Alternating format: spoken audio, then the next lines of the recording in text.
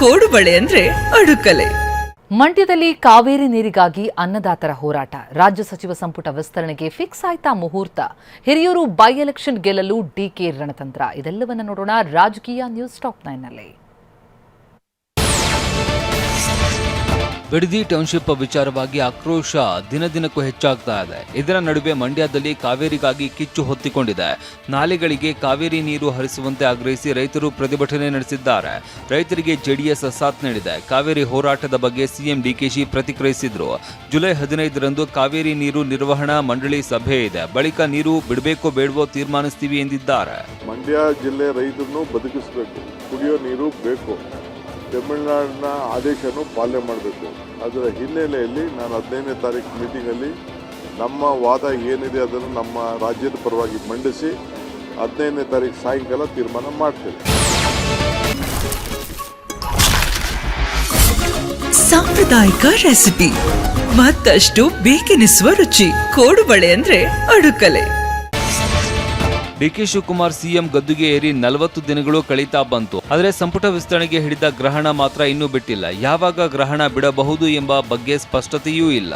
ಅಸಲಿಗೆ ಸಂಪುಟದ ಬಗ್ಗೆ ನಿರ್ಧಾರ ಮಾಡುವ ರಾಹುಲ್ ಗಾಂಧಿ ಇಷ್ಟು ದಿನ ದೆಹಲಿಯಲ್ಲಿ ಇರಲಿಲ್ಲ. ಸಚಿವ ಸಂಪುಟ ವಿಸ್ತರಣೆಗೆ ಮುಹೂರ್ತ ಫಿಕ್ಸ್ ಆಗ್ತಾ ಇಲ್ಲ ಎಂಬ ನೆಪಗಳೇ ಹೆಚ್ಚಾಗಿತ್ತು.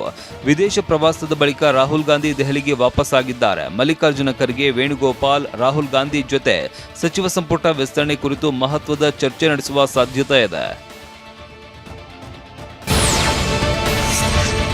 ಸಂಪುಟ ವಿಸ್ತರಣೆ ಚರ್ಚೆ ಬೆನ್ನಲ್ಲೇ ಆಕಾಂಕ್ಷಿಗಳು ಆಸೆಗರಿಗೆ ಎದ್ದರಿದೆ. ಸದಾಶಿವ ನಗರದಲ್ಲಿ ಇರುವ ಎಐಸಿಸಿ ಅಧ್ಯಕ್ಷ ಖರ್ಗೆ ನಿವಾಸಕ್ಕೆ ಒಂದಷ್ಟು ಶಾಸಕರು ಭೇಟಿ ನೀಡಿದ್ರು. ಅಶೋಕ ಪಟ್ಟಣ್, ಶಿವಲಿಂಗೇಗೌಡ, ರಾಜೇಗೌಡ ಸೇರಿದಂತೆ ಹಲವರು ಭೇಟಿಯಾಗಿ ತಮಗೂ ಮಂತ್ರಿ ಸ್ಥಾನ ನೀಡುವಂತೆ ಮನವಿ ಮಾಡಿದ್ದಾರೆ. ಆದರೆ ಎಐಸಿಸಿ ಅಧ್ಯಕ್ಷ ಮಲ್ಲಿಕಾರ್ಜುನ ಖರ್ಗೆ ಆದಷ್ಟು ಬೇಗ ಸಂಪುಟ ರಚನೆ ಆಗುತ್ತೆ ಎಂದಿದ್ದಾರೆ. ಆದಷ್ಟು ಬೇಗನೆ ಆಗ್ತದೆ.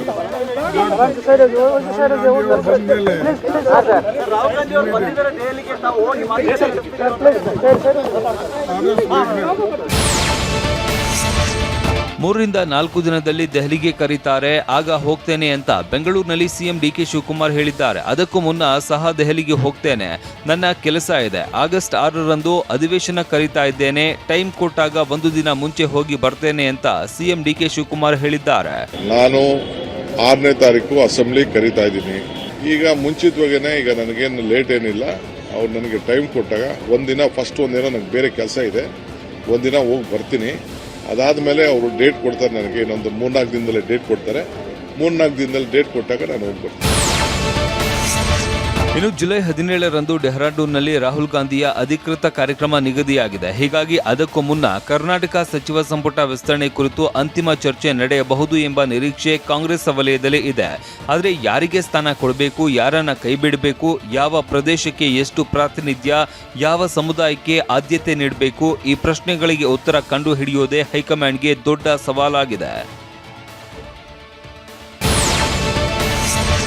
ಸಚಿವ ಸಂಪುಟ ವಿಸ್ತರಣೆ ಚರ್ಚೆ ನಡುವೆ ಸತೀಶ್ ಜಾರಕಿಹೊಳಿ ಹೊಸ ದಾಳ ಉರುಳಿಸುವುದಕ್ಕೆ ಸಜ್ಜಾಗಿದ್ದಾರೆ. ಆದಷ್ಟು ಬೇಗ ಸಂಪುಟ ವಿಸ್ತರಣೆ ಆಗಬೇಕು ಅಂತ ಬೆಳಗಾವಿ ಸಾಹುಕಾರ ಆಗ್ರಹಿಸಿದ್ದಾರೆ. ನೋಡೋಣ, ಆಗ್ತದೆ, ಯಾವಾಗ ಬೇಗ ಆಗ್ಬೇಕಂತ ಇದೆ ಎಲ್ಲರದು ಅಭಿಪ್ರಾಯ. ಬೇಗ ಆಗಲಿ ಅಷ್ಟೇ. ಹರಿಪ್ರಸಾದ್ ಅವರ ಹೆಸರು ಬರ್ತಾ ಇದೆ, ಮತ್ತೆ ಕ್ಯಾಬಿನೆಟ್ ಕೆಪಿಸಿಸಿ ಅಧ್ಯಕ್ಷ ಬರ್ತಾ ಗೊತ್ತಿಲ್ಲ. ಅದ್ರ ಬಗ್ಗೆ ನಾವು ನೋಡೋಣ. ಕೇಳಿದಾರ, ದೊಡ್ಡ ಜಿಲ್ಲೆ ಇದೆ, ಕೊಡಬೇಕು. ದೊಡ್ಡ ಜಿಲ್ಲೆ ಇದೆ, ಕೊಡಬೇಕು. ಕೊಟ್ಟರೆ ಒಳ್ಳೇದಾಗುತ್ತೆ. ನಾವು ಯಾರಿಗೆ ಶಿಫಾರಸು ಮಾಡಿಲ್ಲ, ಹೈಕಮಾಂಡ್ ಅದನ್ನು ತೀರ್ಮಾನ